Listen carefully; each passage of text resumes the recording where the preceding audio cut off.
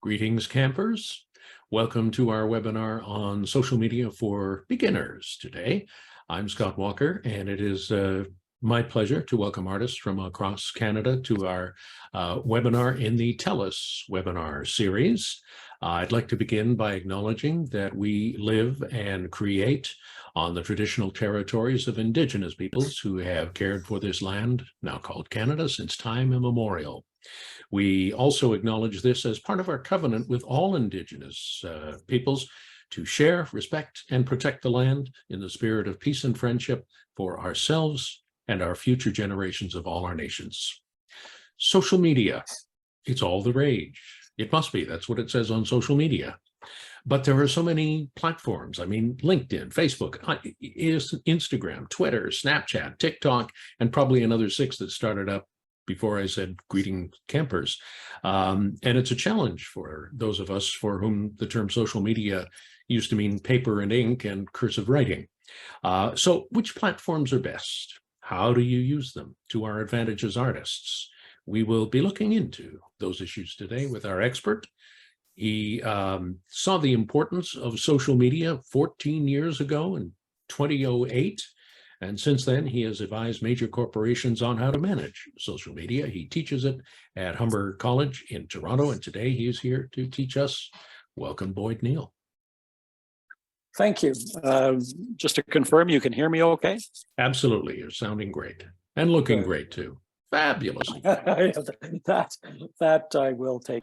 I will assume that you're being generous when you say that. So I just want to say that I'm actually honored to be asked to speak in this webinar series. I admire the commitment of people who are attending to continuous learning, and also I admire your commitment to your art. I will post my presentation in a minute, but I wanted to say that when I first joined social platforms about 15 years ago, there weren't that many people on them who looked like me, that is, an old white cisgender heterosexual male at the time in my late 50s or early 60s.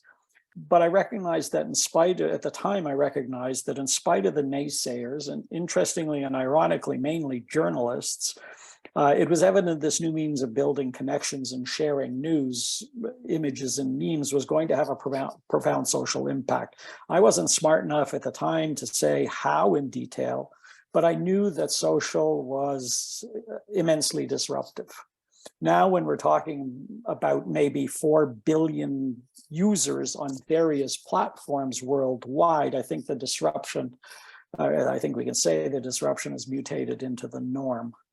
I remember that first, and I promise I won't go on with this kind of self-reflection, but I remember in 2008, and it was the Obama campaign in the US that really brought home to me the potential of social, because it was the first time a social media campaign had been used in the way that Obama's team did. But I remember going to a session at Rotman Business School, where there was a young woman named Rahaf Harfouch speaking about her experiences. Now, she was only with the campaign 3 months, but she did in the end write a book about it called Yes, We Did. The book was about how social had made the difference in the campaign against John McCain. It's also ironic that in 2016, that if you had watched the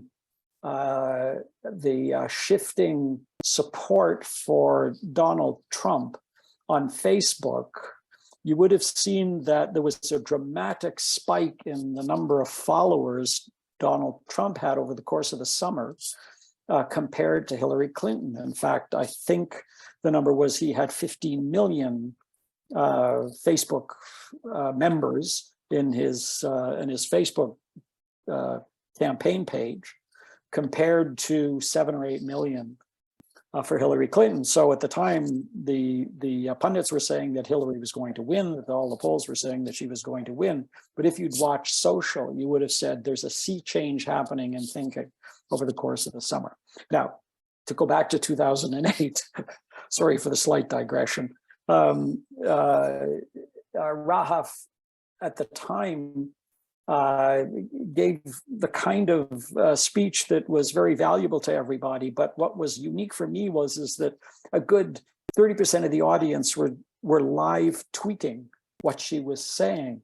And that was a unique experience, because here was somebody doing a presentation, and we could have, it could have been I don't know what the old terminology is. It could have been live streamed in some way, recorded and streamed.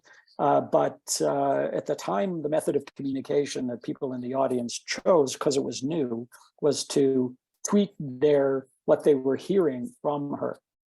And it was then that I sort of said, okay, I'm in PR. I think this is going to make a huge difference to the work that we do.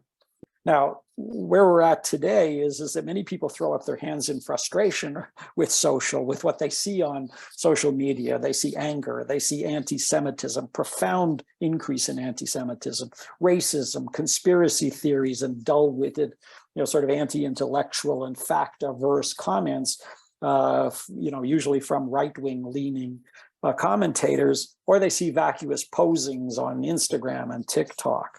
But that's not the whole of social. That's not even a significant part of social media.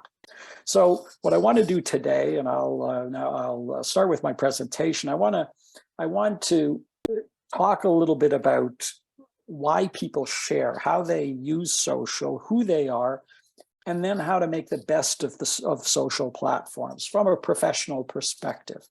If your interest is online dating, or how to get on the dark web, for example, I'm not going to be talking about that today, although I'd be happy to talk about the dark web. What I'm really going to be talking about, though, is how best to make use of the social platforms that exist. There are hundreds of social platforms.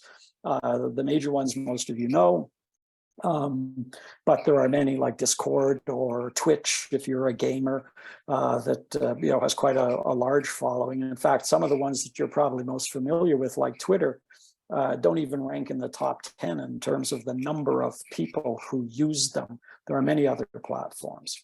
So let me switch to my PowerPoint, and I'll walk you through some of the ideas that I'd like to cover in this session.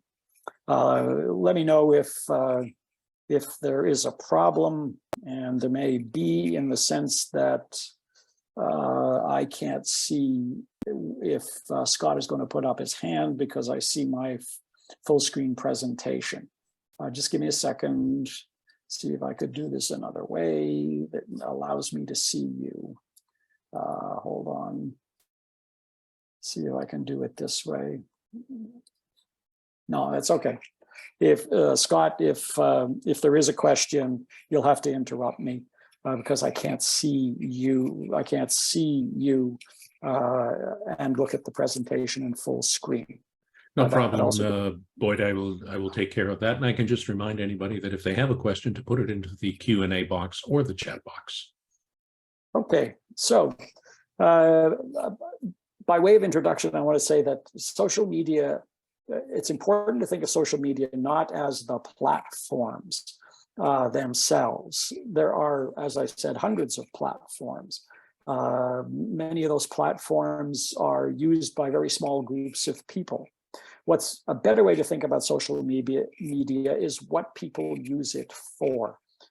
And let's start with the definition. The social web is about people coming together in community spaces, both online and off, to participate in creating, managing, and sharing content through conversation. So the key things there are that it's not about the platforms, about the purpose of the platforms, or the use that people make of the platforms. They're community spaces. Sometimes those community spaces meet offline. For example, the Facebook page that the Cottagers Association that I'm a member of, where my cottage is, we meet in person. We share things on Facebook. So it's online and off. We create, we manage, and we share content about where we live, the problems, etc., through talking to each other. So that's what social media is, and I think it's the best way to think of it in terms of if you're thinking about creating content, for example. this graph, Scott pointed out when I did a similar presentation in 2016, I used a different kind of chart that looked similar, although it didn't use donuts. I think it used coffee as the visual mean to explain things, but in the simplest terms. And these are the dominant, I would say, social platforms today. Facebook, I like donuts. Twitter, I'm eating a tasty hashtag donut. Hashtags first came alive on Twitter. So, the hashtag donut is although other platforms now use the concept of a hashtag, Twitter was the first, I believe. YouTube, I'm watching donut videos. LinkedIn, my skills include donut eating. Instagram, here's a photo of my donut. Snapchat, here's a short video with my donut. Reddit, which is here's where we go to discuss our love for donuts. And TikTok, which is the newest platform that you will be aware of, I suspect. I dance and sing with my donut. So those are the main social platforms today. When it comes to who's using them, it's interesting to note that of course 90% almost of people aged 18 to 29 use at least one social network, often more than one. So when I asked my first year Humber class, social media class, who used what platform, the average number of platforms used by the 19 to 23-year-olds in a first year course, bachelor's course, used 3 platforms. They used Instagram, they used TikTok, and they used YouTube primarily, not Facebook, not Twitter so much. But 90% of them, the whole class, used social platforms. It diminishes as the age gets older, of course, but still, when you think 80% of people who are 30 to 49 years old use one social platform, perhaps that's Facebook, just to stay in touch with friends, I don't know. Well, the data says it is, as a matter of fact. And then when we get up to the age that I am, 37% of people my age, that is 65 plus, use at least one social platform.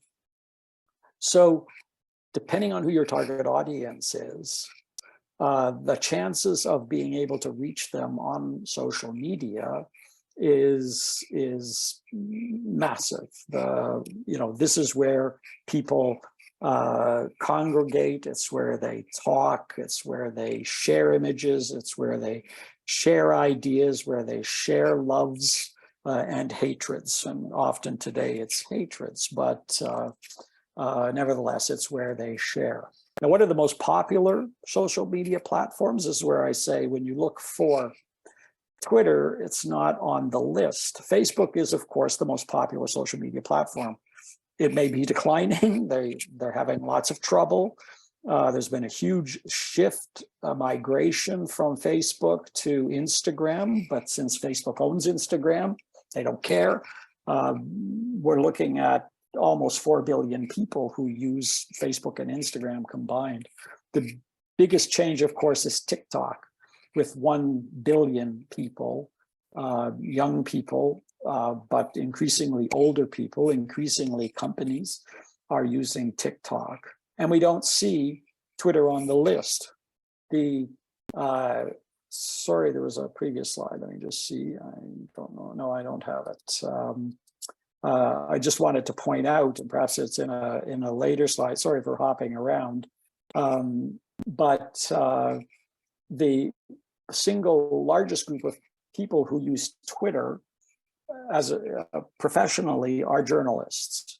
And when I made reference in the early days of social media, that journalists were the most critical. They laughed. I mean, literally, I did a presentation in 2007 in the UK about social media, and the sneering from journalists about the impact of Twitter in particular on anything that they did was embarrassing for me because they were sneering at me. Also, I think embarrassing for them now in retrospect, in that journalists use Twitter as both a source of news and a way of building their reputation.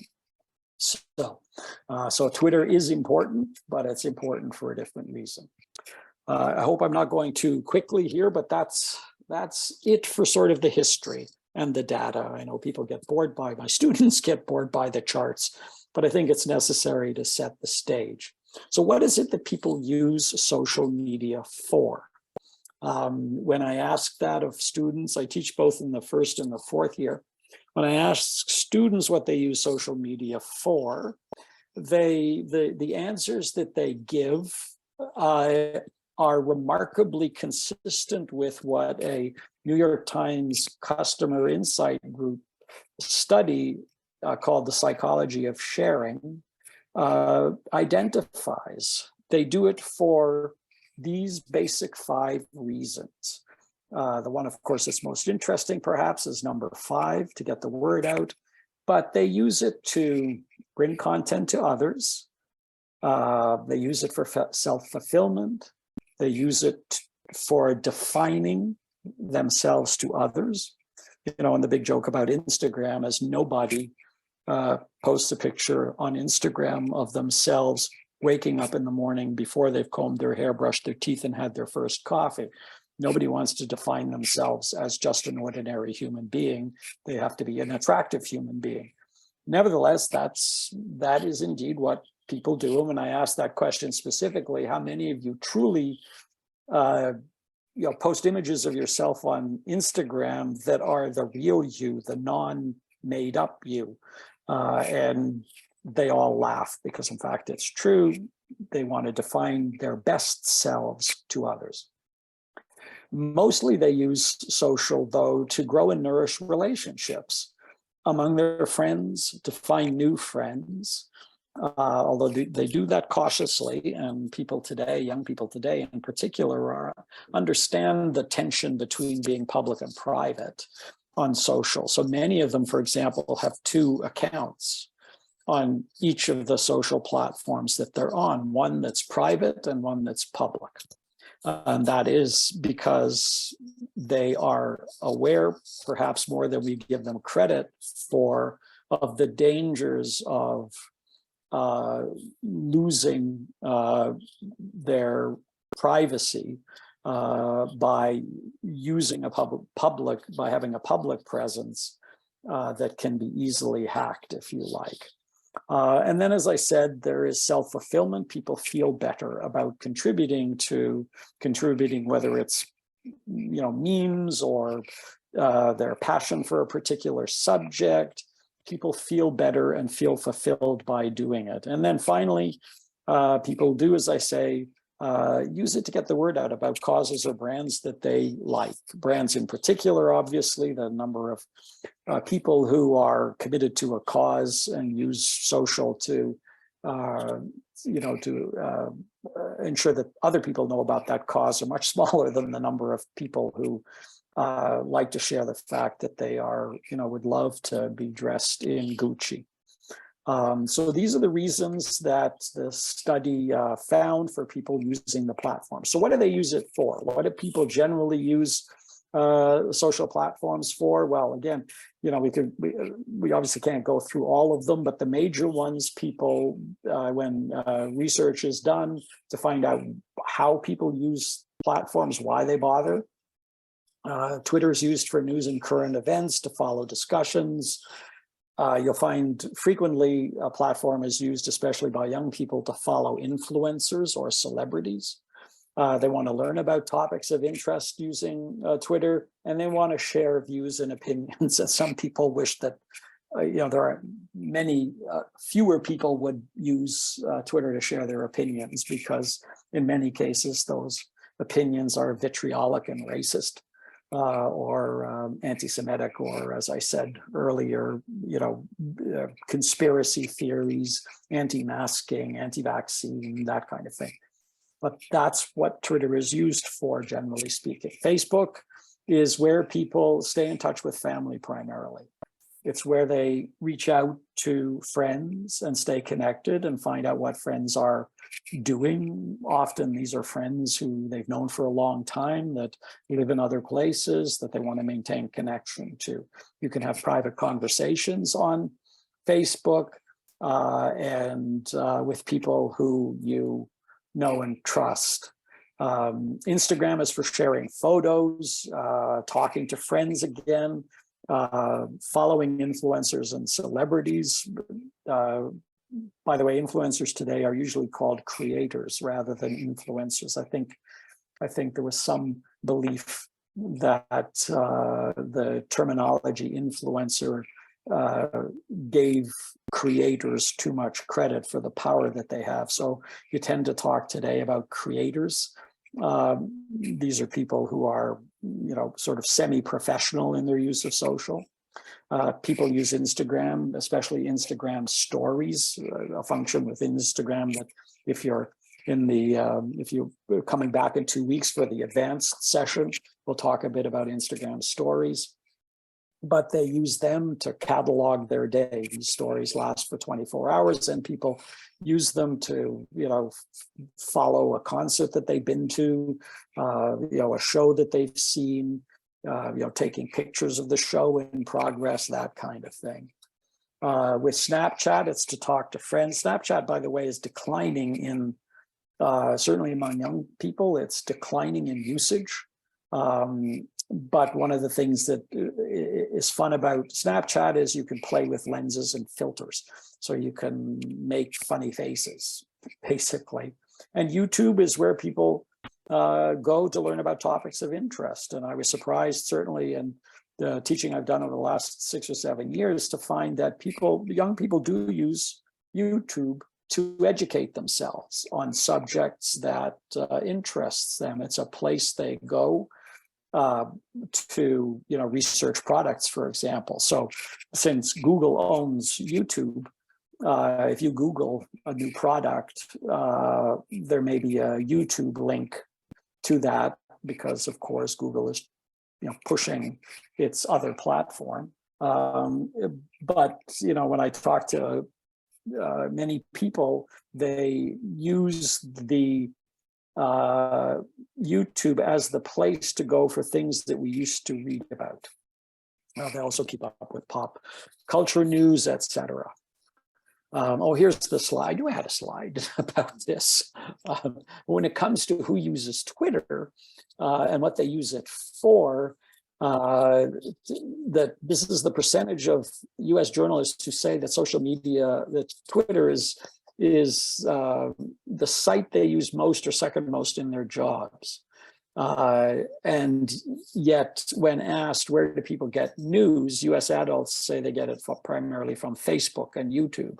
So Twitter is now the platform of preference for journalists. What a change in 15 years, I can tell you.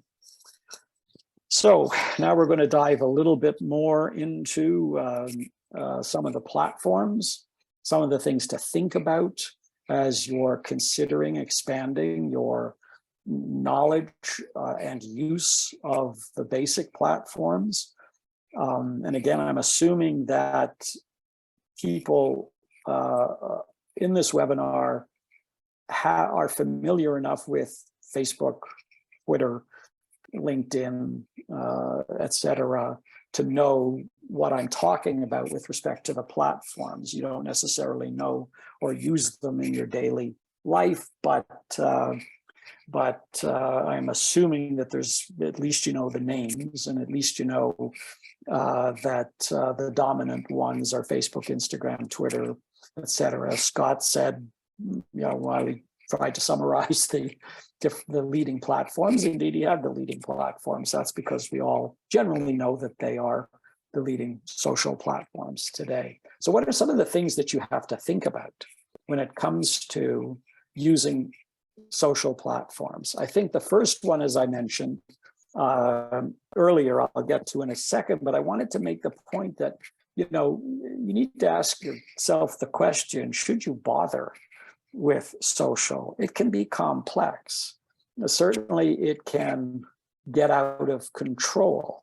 It opens you up to, especially if you're going to use it for professional purposes, it opens you up to potential criticism, because there's a balance here. You know, if you want to use a social platform for a professional purpose, then you have to be open, you have to be public. If you're private, and interestingly, as I researched some people in the business who are, by business I mean artists, they have private networks, which means that they are not, they are open only to people who they've allowed to follow them. And that means that what you're saying is, I'm using this platforms as a means to sell you on me, as opposed to I'm using this platform because I'm interested in you. So I just want to stress that it's not mandatory to being successful as an artist. Many of you, most of you, all of you are probably already successful as artists. If you don't like social, then don't worry about it. It's not critical to your success as a professional, your success as an artist. Yeah, as I say, it's a good way to build sustain a network of connections with people if that's what you need. If all you need to do is have a place to post your, say you're a visual artist, to post your works of art, then you don't need to be on social. You just need a website. And then you can tell people about it. You know, you can get yourself interviewed by a journalist. You can have your friends who like social drive people towards your website. So, you know, but if you want to sustain a network of people, of connections, then perhaps you should consider social. But its value depends on your willingness to invest time, to invest thought into it, to commit to reciprocal engagement with people who you are connecting with. Sometimes you may not want to. You know, for example, there are people who have replied to Twitter posts that I've made where I, you know, I don't know them. You know, I question what their motive is to replying to some post that I've made. So I have to make a judgment about whether or not I want to engage with them, whether or not I want to have a reciprocal relationship with them. And, you know, 9 times out of 10, it's been successful when I've said, okay, I'm willing to take a chance here.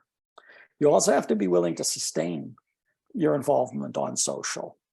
The least valuable thing for you to do is to waste your time setting yourself up on a social platform, you know, getting a wonderful profile pic, you know, have a lovely heading on Facebook, a lovely backdrop on Facebook, and then not checking it, then not posting on it. And it's easy to see, and you lose interest when you go to an artist's or a dancer or an actor's Facebook page and you see that the last time they posted was, you know, in 2021, and you think, why bother? I'm not going to get anything of value here as someone who would like to follow them. So then you have to define for what purpose. Do you want to cultivate meaningful conversation about your work, your art? Do you want to get more work? Is it just personal fulfillment, as that study from the New York Times suggested? You want to just create a historical record of your thinking or of your art and its progress? Do you want to reinforce your reputation? Do you want to promote a performance or a gallery showing or whatever? So you've got to define clearly why you're using this.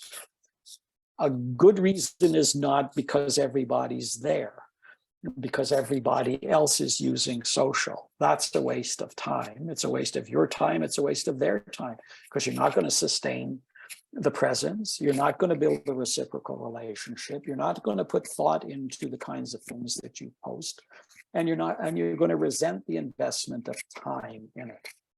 So one of the first questions is, you know, do you want a public or private account? So for example, A public means your profile and posts can be seen by anyone, even if they don't have an account. That's pretty straightforward. Private and most of the platforms, I don't know about TikTok, I'm not sure, but most of the platforms allow you to have a private presence on the platform, which means that only the followers you approve can see what you share, including your photos or videos on, on hashtag and location pages and your followers and your follower list. So for example, Leah Murray, some of you may know her, I don't, but I just saw that she had a presence on Twitter, but she lives in Lower Mainland, BC. She has a website, but her tweets are protected, which means that only approved followers can see them. How many followers does she have? 62 followers. Is that of any value? Since joining in October, 10 years ago, she has 62 followers. Does that provide any value? What it says to me is that she unfortunately doesn't appear to be interested in using Twitter as a means of reciprocal engagement with people. Why she uses it, I don't know. But that's what private versus public means. I, for example, I'm not saying this out of any sense of pride, but I have 3,000 followers. Who am I? I'm just Boyd Neal, now a professor at Humber, a teacher at Humber. I'm not a visual artist. I'm not a creative person. I'm not a celebrity. I'm not an influencer. But what it says when somebody looks at the numbers and sees they're all public means that if they connect with me, they'll be at least partially assured that I'm going to react to them. I haven't asked that they be something, be somebody that I know before I connect with them. So you have to make the decision. Do you want to use the platform for private purposes, just to connect with people who you invite to connect with you? Or do you want to use it in such a way that you can build your following? So that's the first question, I think, or first consideration when it comes to this. The second consideration is how much time do you want to spend on social? As I've said, to be successful, you can't just occasionally use it. I had an argument the other day with a theater company not an argument, I shouldn't say that, a theater company on which I'm on the board, and somebody made the point that, well, we haven't produced anything in the last year, therefore we've got nothing to say on Twitter, on our Twitter account. I made the point, I'm on the board, so I made it delicately that that means that we're not using Twitter properly. We need to spend time, and there's lots we can say, regardless of whether or not we have a production that we're trying to drive an audience to. On average, people in North America spend 2 hours and 6 minutes a day on social. Now that's an average, and some of the young people in the classes that I've taught spend significantly more time than that on it, so it balances out. But on average, 2 hours a day. The expectations for new creative content from people who spend 2 hours a day on social media are quite high. If they don't see something that interests them, and you repeatedly go back to places that they thought might interest them and find there's no new content, then they go off and spend their time elsewhere. Oh, sorry, went too fast here. According to the Journal of Social and Clinical Psychology, how much time should you spend? It's recommended to use social media for 30 minutes per day for better physical and mental health. Now, I didn't dive into what that exactly means, except because I didn't think it would be of particular interest to you, but you might want to check out the Journal of Social and Clinical Psychology to see that there's actually a recommendation that you do use social for bettering mental health. That doesn't mean that you need to follow Twitter, whether it's on, or Trump or Musk or whoever. It may mean that you just need to spend time on Facebook and Twitter with friends for mental health purposes. But if the Journal of Psychology is recommending 30 minutes per day is good for you, and the average North American spends 2 hours and 6 minutes a day, then somewhere in between is where you should expect that you're going to spend on social. I would estimate for myself, I spend an hour a day on social, and I produce very little content at this stage of my life. I used to be much more active on the social platforms than I am today. I have grandchildren. I'm not quite as active on social until they get to be old enough to want to be on any platform I'm on. Okay, so I'm just going to take a bit of a breather. I'm not going away. I'm just going to take a breath here and summarize. These are some of the things that I think you need to think of before you dive into social, or before you begin to expand your social media presence. You need to think of how much time you're willing to commit to building your presence on social media. You need to make the decision about whether or not you want to use social media as a place to build connection, to build your reputation for professional purposes.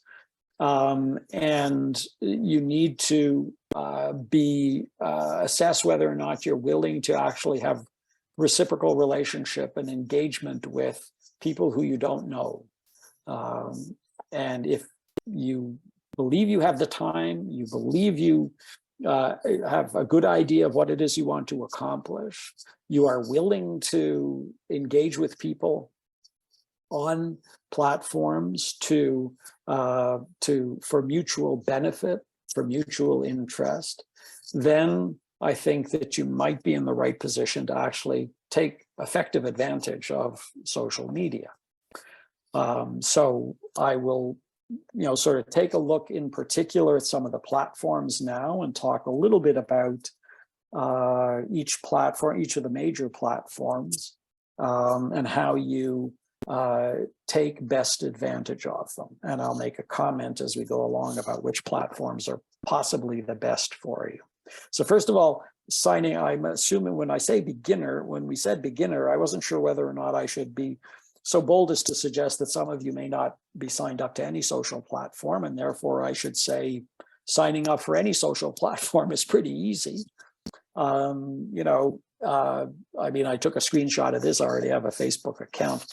I've got 2,500 connections on LinkedIn. Sorry, I said Facebook, on LinkedIn. I don't use it very often, but I do maintain business people that I've worked with, or are former students who want to stay in touch, for example. But signing up is really easy, especially if you have a Facebook account, because on Instagram, on LinkedIn and others, you can use your Facebook sign up or your Facebook account to sign up on those other platforms. So you can fill out on LinkedIn your first name, your last name, your email address, and your password, and then you join. And then you start to build out your site, and we'll talk a little bit about that in a few minutes. Or you can use, if you've got Facebook, and you have an account, you can use it to sign up on LinkedIn. So opening an account on LinkedIn is simple. It's simple on Twitter, and all you need to do is do a Google search and say, how do I sign up for Twitter? And Twitter tells you, here's how you sign up. The thing that you need to be clear is that you don't need to, you create an account, you have to provide an email address. But when it comes to identifying yourself and creating a, @ account, you don't have to use your name. I do. My Twitter handle is @BoydNeil. But you don't need to, and you can customize that tagging so that your name is not part of what people see. And you'll notice that if you are on Twitter, you'll notice that people change their Twitter handle. So you could, while I'm at Boyd Neal, I could, as the 2024 election comes around, and if Trump's running, I could, change my handle to at Boyd Neal hates Trump or something like that. So you can change it. The background information stays the same, which Twitter has access to, but and you should be protected by Twitter, but your public name can change. But anyway, as I said, Twitter walks you through how to set up an account. So does Instagram. It tells you how to, download the Instagram app. Once it's installed, open it, sign up with email or phone number. Again, you can log in with Facebook.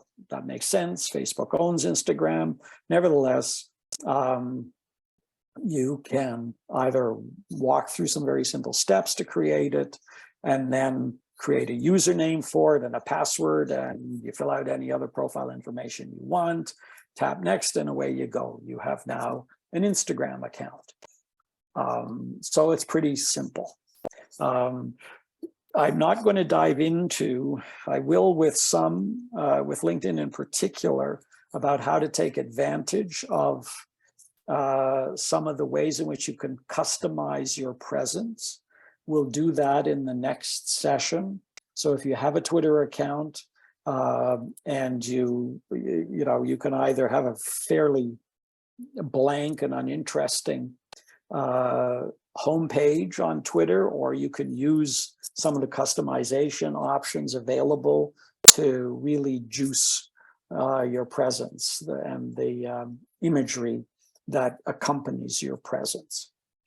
Okay, what's odd when doing these sessions is that in class, it's easy to read whether or not what I'm saying is annoying people or not, or is confusing. So I'll have to assume that you are bold enough to ask Scott or post a chat question that Scott will pass on to me if something I'm saying is confusing. So how do you use social well? There are some things that are important to keep in mind. But the first is, what's your story? You need to be able to express succinctly what is it that you are trying to talk about yourself with people. What's your story? Who is it that you want to reach? Who is it that you want to connect with? And who is it that you're willing to engage with? But fundamentally, who are you? And I think the biggest mistake I make this recommendation to a lot of people who want to get on LinkedIn. Often they'll describe themselves on LinkedIn as, a budding PR professional or, visual artist. Well, what kind of visual artist? Do you work in oils? Do you work in do you do lithographs? Are you a potter? Dancer? Are you a ballet dancer, or are you a modern dancer? Are you a Martha Graham style dancer? Whatever. The point being is that you've got to be clear what your story is that you want to communicate. That is who you are and what you do, but in a way that captures the heart of it, not the simple facts of it. One of the things that I find you can attach to LinkedIn a little filter or image that says open to work. And when you look at that as somebody that was hired people for 40 years, what does it say to me? It says to me, desperate for work, not open for work, but desperate for work. So are you presenting yourself as somebody who is active and competent and professional in their field, or are you presenting yourself as somebody who is looking to sell more things? So get your story about who you are, what you're looking for first, okay? So to use, for example, Facebook successfully, I used Joanne Probin Art as an example. She has lots of likes. She has lots of followers. But you need to, if you're creating a presence on social media for professional purposes, you need to be professional. You need to be personable. You need to have an image, for example, a photo that demonstrates who you are and what your story is. The background of, this Facebook page captures the kind of art that Joanne Probyn produces. You need to share regularly. You'll notice that the last post from Joanne is October the 19th. That's a reasonable enough gap. I mean, I did this this presentation deck a week ago or so, I think. So it's conceivable that she has more recent stuff. But, you go to some artists' websites and you'll see the last time they posted was in August or in June.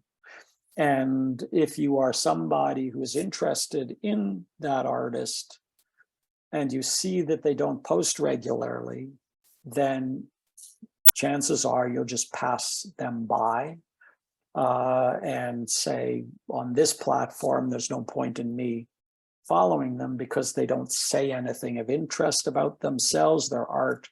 They don't give me any information about where their work is available, etc. So share regularly, share lots of images. It's known that visuals have a far greater impact on people's ability to understand your story than words do. And I was a writer, a magazine journalist, so I'm profoundly interested in words. I've never imagined myself as a poet or a novelist, but I read an enormous amount because I love words. I don't even like words on a computer. I like to read books. But we're not the norm, people who like words. People, especially young people, especially the 88% of young people who use social platforms prefer images and videos. Lots of studies have been done to show that. Twitter made a transition when Instagram became so successful a number of years ago, it transitioned to allowing videos to be posted because they realized that even in spite of the fact that they were only allowing 240 characters or 140 characters, 280 characters now, without facilitating people being able to include videos in their tweets, they were losing audience members.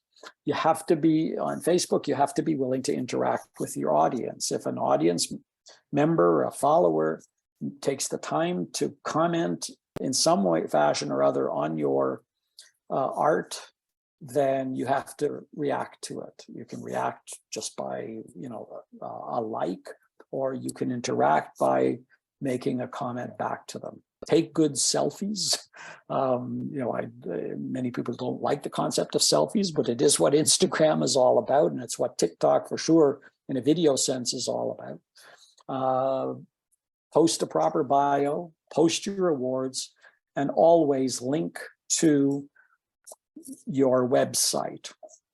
And that's critical because it's the way that you can get people to buy your art, if that's what you're looking to do, without shilling your art on your social media site. And shilling doesn't work because what good content is about sharing and solving a problem. Generally speaking, shilling your work is not good content. It irritates people eventually. So I'll link to your website. So as you can see in this screenshot of Joanne Probyn's Facebook page, that she does have a link to her website. That's where you go. You can use the Facebook page as a place to say, I'm sharing some of my artwork from this project in upcoming shows. Here's an example of what I'm sharing. And then if somebody says, that's fantastic, can you give me more detail? You don't not comment, you comment back to them to say, I don't have the detail, but stay tuned. I'll post it on this page, or yes, I do. It's going to be here, the location. Would you like to, have tickets or something like that? So to be successful on Facebook means be professional, personal, use the site. Don't just post it once and leave it there. People will realize that and realize it has no value if you are not posting regularly. Use images, use videos, interact, even if it's just liking a comment by somebody else, and be creative in its use. Twitter, to be successful on Twitter is slightly different.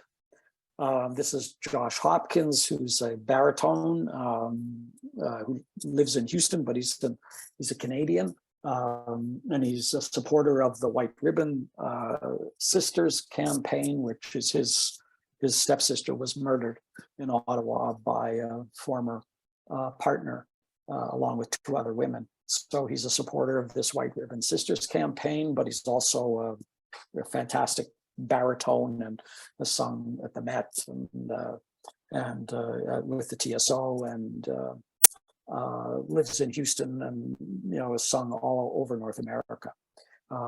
He's especially good Papageno, by the way. So what does it mean to be successful on Twitter? Again, interaction is critical. Be a fan of others, praise others. Don't expect to just go and post and then have people follow you and then not demonstrate that you value the discussions with them, that you value your contribution. You can ignore it if it annoys you, if things annoy you, but if you see something in what's one of the people who follow you posts, then express your support for it, express a like. It's simple clicking of a heart on the post to say, I liked it. Interaction again is critical. You can use Twitter to announce appearances. You can keep in touch with the industry. You can use some platforms. Again, we talk a bit more about this in a couple of weeks, but you can use platforms like TweetDeck to keep lists of people in groups so that you can keep in touch with different people within your industry. So for example, Josh Hopkins might, if he was using TweetDeck, might have a column in TweetDeck that is of other opera singers, and so he just lists the other opera singers he's following, and he can see what they're posting and can see separate their posts out from the general news stream that he will see on his main account. You can post links to materials. You'll see he doesn't post a link to his personal website. What he posts a link to is the White Ribbon Campaign, because that's the thing that he's most interested in pushing at the current time. But you can use, you need to use the backdrop available to you to give a sense of who you are. When you look at Josh Hopkins here, his, one is a very serious presence. The other reflects his personality, his more warm, open personality. So he's balanced his profile pic with the background for his homepage background, and they express 2 parts of himself. So he's made a conscious decision. He's demonstrated his personality, 2 aspects of his personality. The other thing is about Twitter. I hope I'm not encouraging people who are part of this webinar to use Twitter as a place to vent your anger at one thing or the other. But, really to be successful, it's better to be not bitter, to be helpful, to be compassionate, to be empathetic, to be curious, to be willing to learn from other people. So Instagram. So we've done Facebook, we've done Twitter, taking a look at Instagram. One of the things that you have to do with Instagram is decide between being a business, a creator, or having a personal profile. Having a business profile, each type, and again, we'll go into this more in the next session, each of the profile types when you set up your account has access to different features. So if businesses have access to different kinds of analytic data. A creator, that is, somebody who is intending to use the platform for professional purposes and will be creating content to become someone influential within a space. They'll have another set of features available to them that possibly some the same as business, for example, access to analytics. So that you have to give some thought to, and you can, when you sign up for Instagram, you can review what they say about what each type of profile offers with respect to features. API, by the way, stands for Application Programming Interface. You don't need to know exactly what it means, but the API is sort of the guts of Instagram. I put this image of, and we'll talk about how you should express your profile, but I put this one here. Davina Ramnarine is a good friend of mine. She was a student of mine at Ryerson. I hired her at Hill and Knowlton, where I was a senior vice president for many years.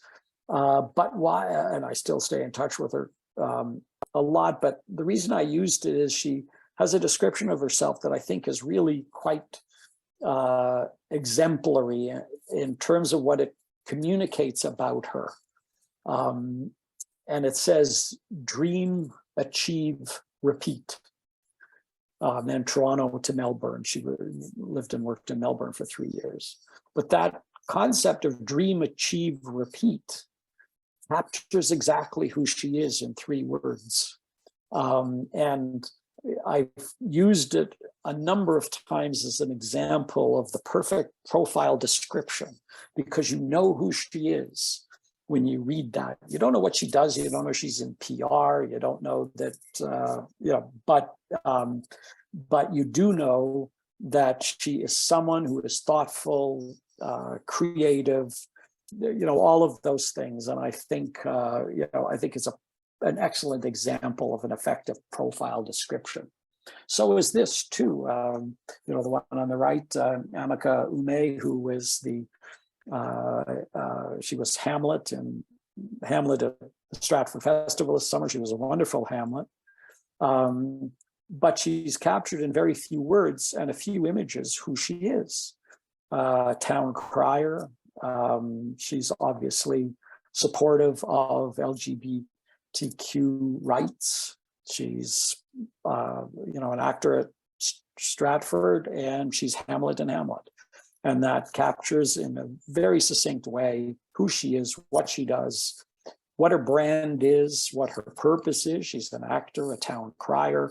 Her target audience, I assume, are people who love theater. And she gives a really good sense of why should Instagram users follow her. Again, it's a fascinating description. It's not a sort of open to work description. It's a description of her at her core.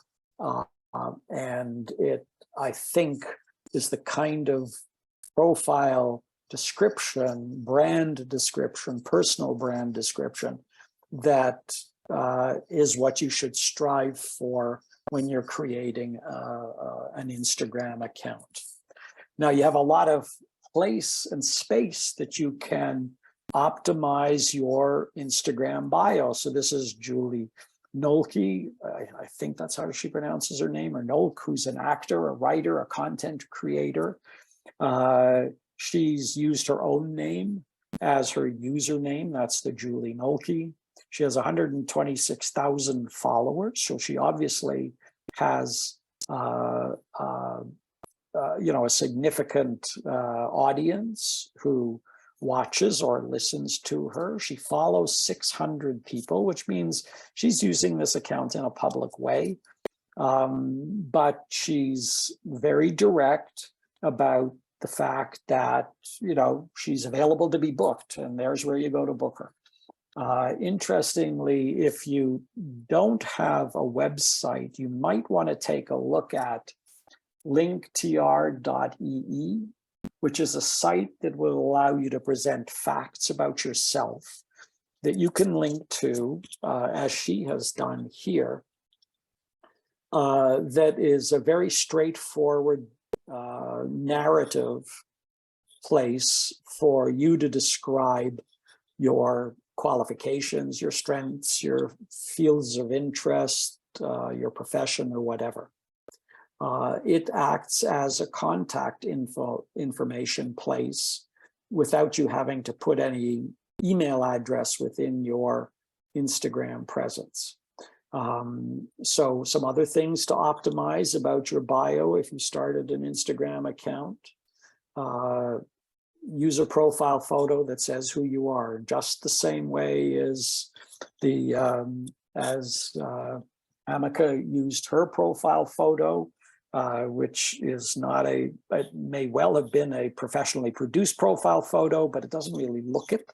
It looks more relaxed, more joyful, more humorous. Same with Julie Nolke. She's an actor. She's a comedian, clearly, and her profile photo and some of the images that she posts constantly reflect who she is, which goes back to that point that I made about know your story. So one of the things that we're not going to talk about as much here is that what you need to do when it comes to Instagram is to define what kind of content you intend to post. This is as much for yourself as it is for who you're trying to reach, because one of the mistakes that many people make when they use a social platform is that they attempt to be everything to everybody, as opposed to defining the things that are important to them and telling us who it is and what it is that they're going to be posting about. What's your niche, in other words? Why should I separate, or why should I follow you and keep you separate from all the other people who do the same thing as you? So define your niche. And then be visually consistent so that it reassures people who are following you that you haven't really changed, that the reason that they are following you or followed you initially is the reason that they continue to follow you. So be visually consistent. So those are the ways to make use of Instagram, best use of Instagram, Twitter, and Facebook. Now, I want to end with, and I'll spend a bit more time on this, I want to end with talking about LinkedIn. I think LinkedIn it has changed substantially from what it was 7-8 years ago. It has become a critical part of the way in which people define themselves professionally. It's an opportunity, and they've allowed the opportunity for you to present yourself in a professional way and go into considerable detail about who you are, what you've done, what your background is, how to reach you. And you'll find, I think, that if you are looking, for example, for some work, that recruiters at this point, and one of the people who is chair of the board the theater board that I'm on is formerly with Odgers Berendsen, one of the global leading executive search firms, concurs that when anyone is considering somebody for employment, the first thing they do is they go to LinkedIn to see how they describe themselves. Now, I'm going to run through some recommendations on how to properly use LinkedIn, which I hope that you find useful. But while mine isn't, since I'm not looking for work, I retired 6 or 7 years ago and teach for the pleasure of it. Nevertheless, I position myself quite clearly to people who are looking to find out who Boyd Neal is. I'm a speaker, I'm a social media educator. I used to be a blogger. I should correct that. I shut my blog a year ago. And I'm a consultant, and I still consult on a whole variety of things. And I've added that I'm a board director and in the theater space. So to look a little bit more in detail, so for example, Ashley Como, who's a professional actor, writer, producer, host, improviser, is an example of an artist that's using LinkedIn, even though perhaps it doesn't reflect her personality. The platform itself doesn't reflect her personality, but certainly she's taking full advantage of it. And we'll describe how that's done. So here's some recommendations on how to build the perfect LinkedIn profile. And I'll run through them quickly and then be happy to answer any questions that you have. You should use a professional photo. So the photo has to capture who you are, but you only have the single photo in your profile. So it's got to be something that captures who you are. And I tend to like this kind of photo. I like Ashley Como, so I like my own photo. My own photo is a bit formal, but at least I'm smiling, which I don't always do. But the photo has to be clear. It has to demonstrate who you are.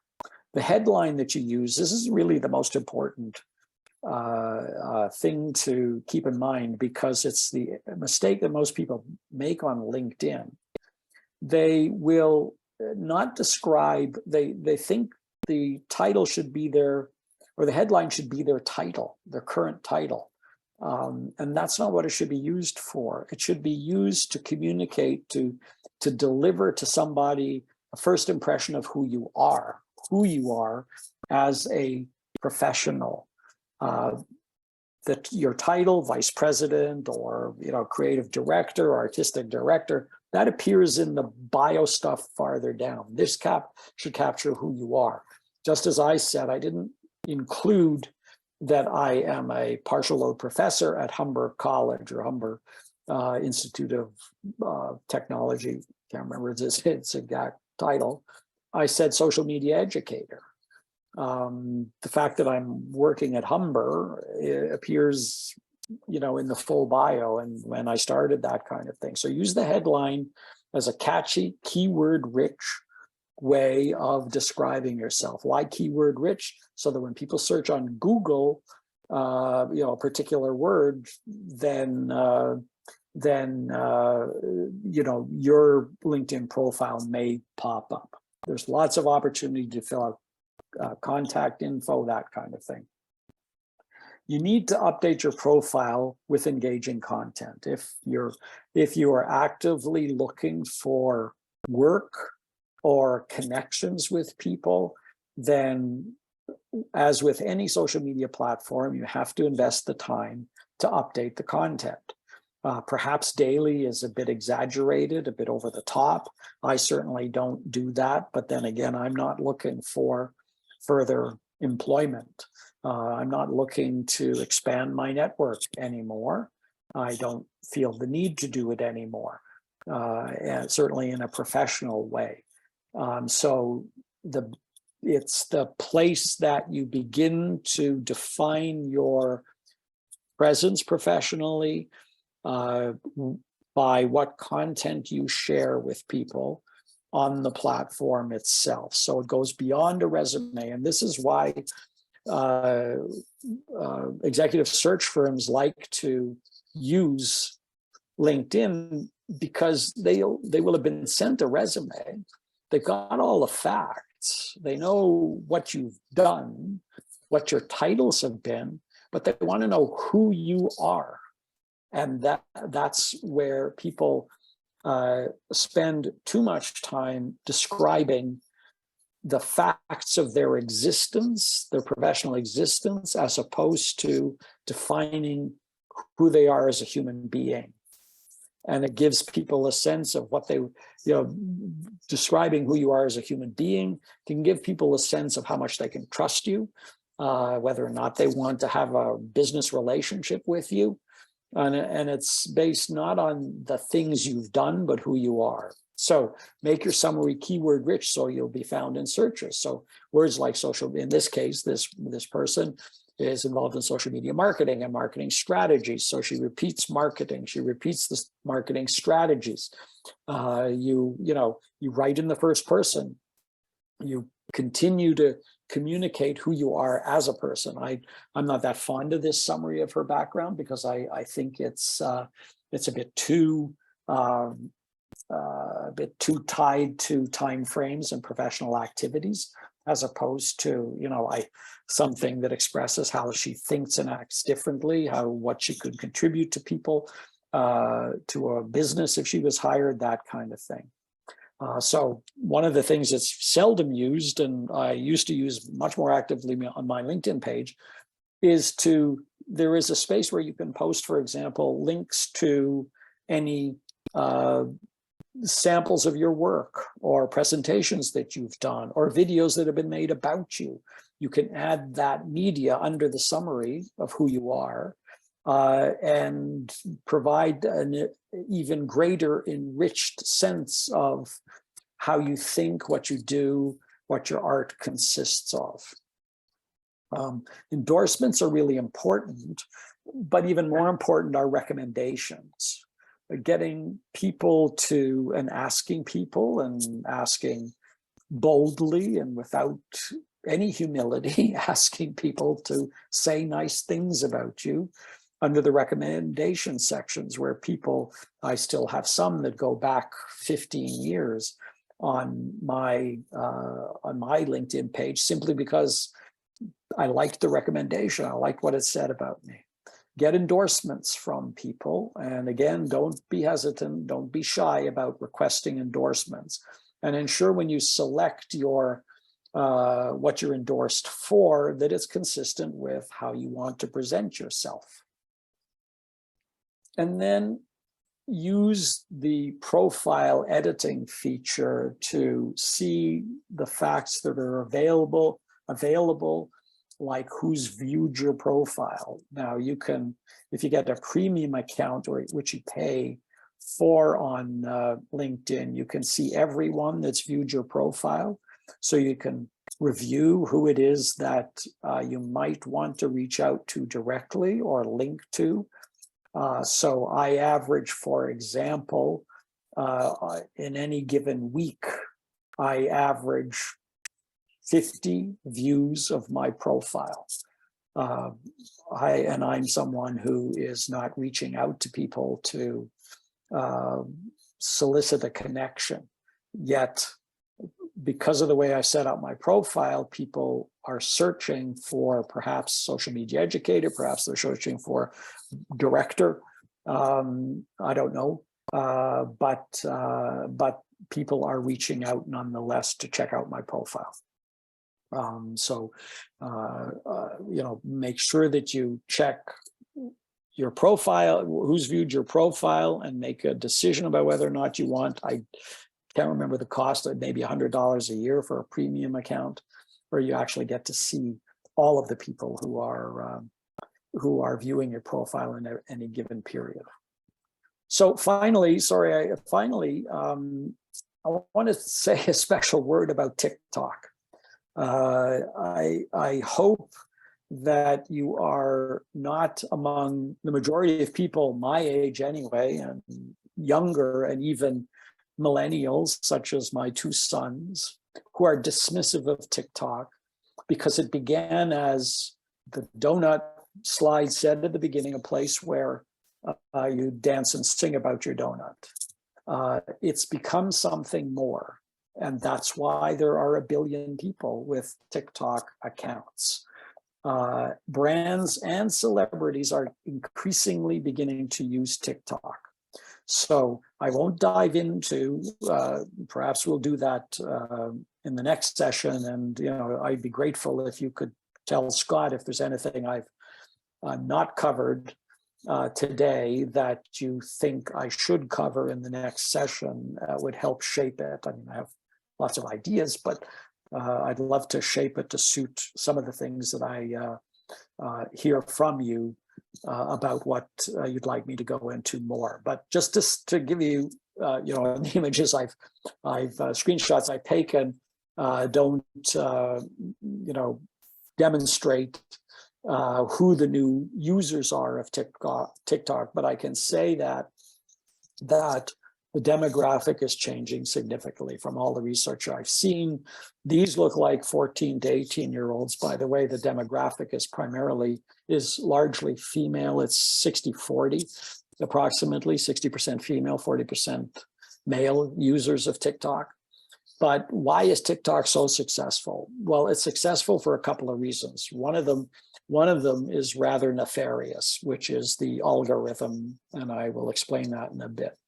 But why is it successful? Because it's easy to upload videos on it. You can do it. Used to be limited in time. It used to be, I think, 15 seconds, but it's now you can have up to a minute videos on it.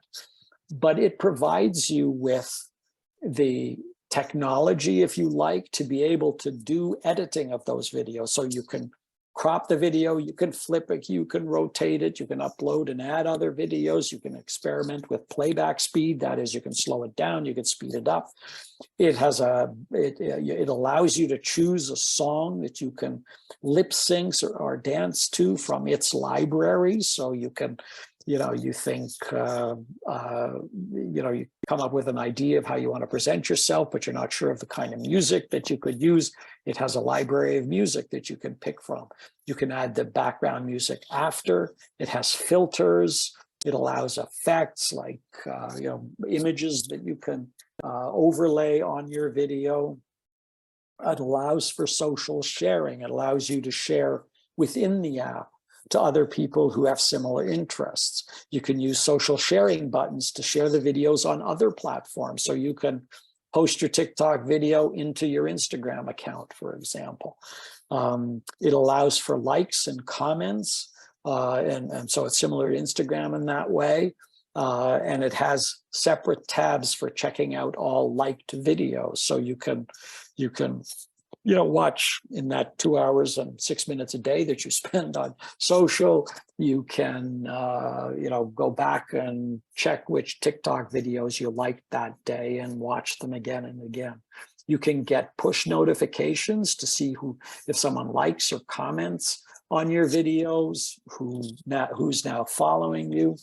And something to show how Facebook, or TikTok rather, is expanding its usability, if you like, or its value to everyone. It's expanded the post description.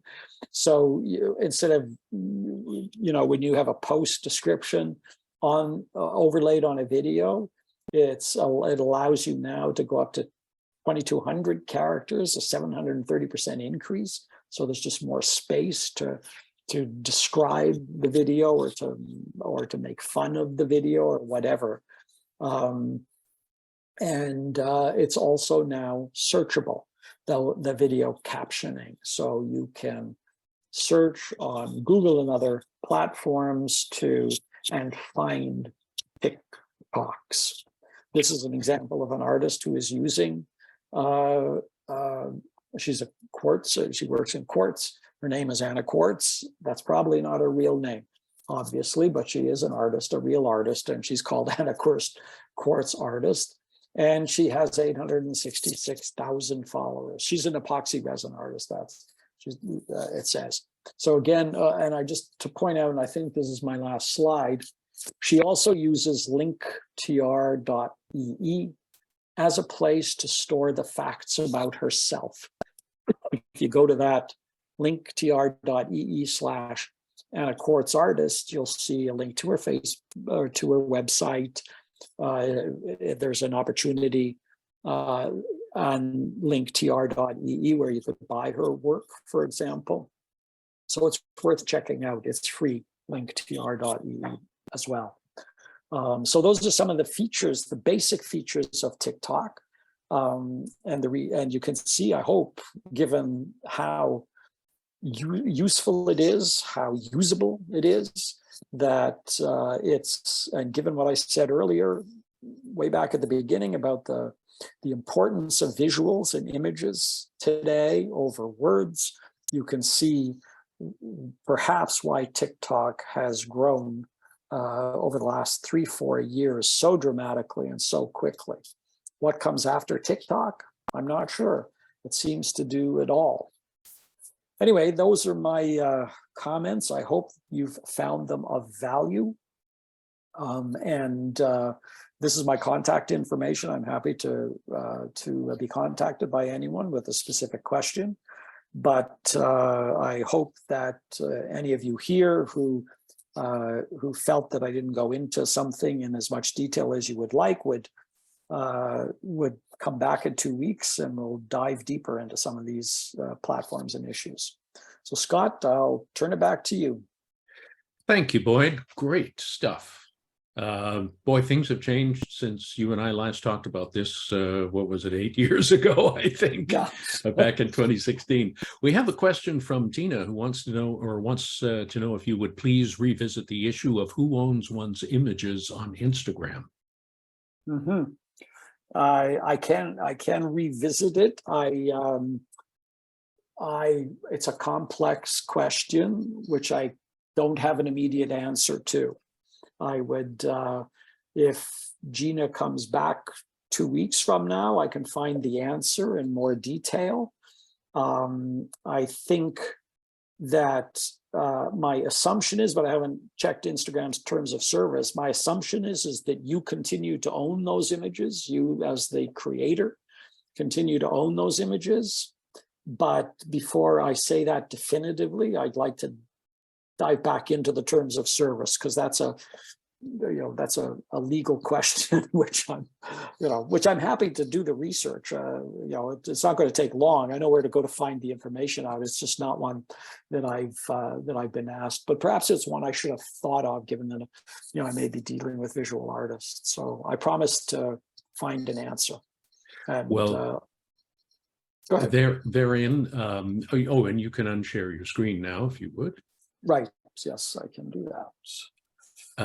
That leads me into a perfect segue to suggest that everyone sign up for the next webinar. I think a lot of them have, but let's just make sure they have.